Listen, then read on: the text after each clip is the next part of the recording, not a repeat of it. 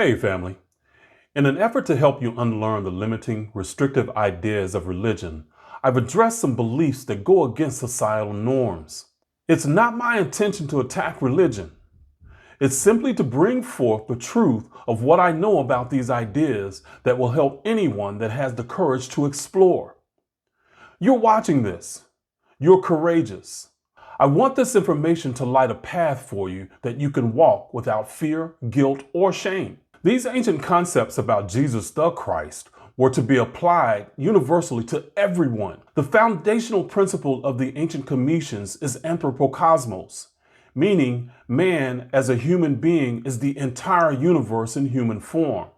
Not a copy, not a reflection, a universe.